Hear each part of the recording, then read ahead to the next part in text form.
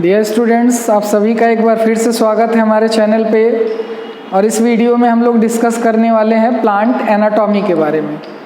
तो सबसे पहले एनाटॉमी जान लेते हैं कि होता क्या है। एनाटॉमी को इंटरनल स्ट्रक्चर कहा जाता है, जिसको कि हिंदी में आंतरिक संरचना बोलते हैं।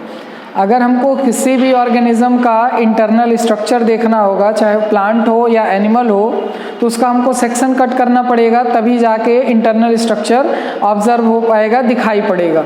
तो यहाँ पे टर्म लिखा गया है प्लांट एनाटॉमी, यानी जो इंटरनल स्ट्रक्चर हम लोग देखने वाले हैं वो प्लांट बॉडी का है। अगर यही एनिमल एनाटॉमी होता तो एनिमल का इसमें एनाटॉमी देखते। तो प्लांट एनाटॉमी होता क्या है, तो ये जो है बायोलॉजिकल साइंस का वह ब्रांच है जिसके अंतर्गत हम लोग प्लांट के ऑर्गन्स का इंटरनल स्ट्रक्चर स्टडी करते हैं। ऑर्गन इसलिए कहा जा रहा है क्योंकि हम लोग जब भी सेक्शन कट करेंगे तो हो सकता है रूट का सेक्शन कट करते हो, या फिर स्टेम का सेक्शन कट करें, या फिर लीफ का सेक्शन कट करें, या फिर फ्लावर का सेक्शन कट करें, तो ये प्लांट के क्या है, ऑर्गन्स है। तो इसीलिए यहाँ पे बोला जा रहा है प्लांट ऑर्गन्स। तो इसका डेफिनेशन देख लेते हैं। डेफिनेशन लिखा हुआ है बोर्ड पे जो है, plant anatomy is the branch which deals with the study of internal structure of plant organs. तो देखिए यहाँ पे लिखा हुआ है प्लांट ऑर्गन्स। प्लांट के जो पार्ट होते हैं उन्हीं का हम सेक्शन कट करेंगे, उसी का स्टडी करेंगे, इसीलिए प्लांट ऑर्गन कहा जा रहा है आफ्टर सेक्शन कटिंग। यहाँ पे जो है हाईलाइट करके लिखा हुआ है एन ग्रीव, ये जो है साइंटिस्ट का नाम है। N Grew is father of plant anatomy. इनको जो है प्लांट एनाटॉमी का जनक कहा जाता है, एन ग्रीव को। ये ऑब्जेक्टिव क्वेश्चन में पूछे जाते हैं कि जो है प्लांट एनाटॉमी के फादर किसको कहा जाता है, तो एन ग्रीव हो गए। अब इसी एनाटॉमी के अंतर्गत हम लोगों को टिश्यू पढ़ना है। टिश्यू जिसको कि हम लोग ऊतक कहते हैं हिंदी में। टिश्यू होता क्या है, तो हम लोग अभी तक ये डेफिनेशन जानते हैं, या फिर ऐसे ही बता देते हैं कि ग्रुप ऑफ सेल को हम लोग टिश्यू कहते हैं, या हिंदी में कोशिकाओं के समूह को ऊतक कहा जाता है, ऐसा हम लोग डिफाइन करते हैं। अब ये जो टिश्यू बना है, अब जो ग्रुप ऑफ सेल है वो हो सकता है कि सेल सिमिलर टाइप के हो, या फिर डिफरेंट टाइप्स के सेल से मिल करके बना है। तो यहाँ पे थोड़ा सा जो डेफिनेशन देंगे टिश्यू का वो थोड़ा एडवांस डेफिनेशन देंगे, इसलिए क्योंकि अगर ग्रेजुएशन लेवल पे है या पोस्ट ग्रेजुएशन लेवल पे, तो डेफिनेशन थोड़ा सा हमको साइंटिफिक देना पड़ेगा।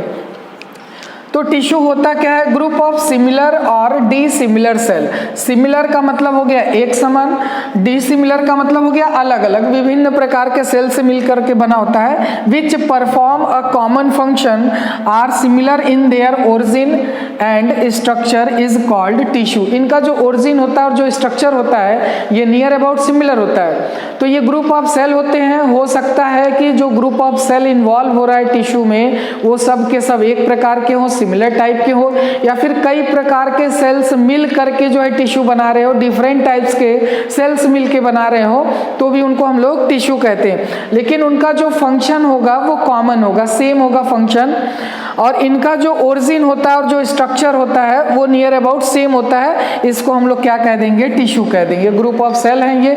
अब ये जो सेल हैं ग्रुप में वो सिमिलर टाइप के भी हो सकते हैं और डिफरेंट टाइप्स के भी हो सकते हैं। ये जो टर्म है टिश्यू, टिश्यू टर्म को किसने क्वाइन किया है, तो एन ग्रीव ने जो है ये टिश्यू टर्म को दिया है। ये भी इंपॉर्टेंट क्वेश्चन बन सकता है जो कि ऑब्जेक्टिव पूछा जाएगा।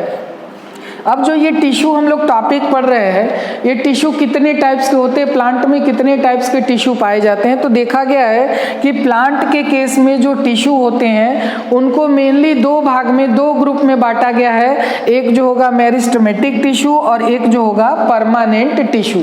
मेरिस्टेमेटिक टिश्यू और परमानेंट टिश्यू। तो जितने भी प्लांट में टिश्यू है इनको दो ग्रुप में बांटा गया है।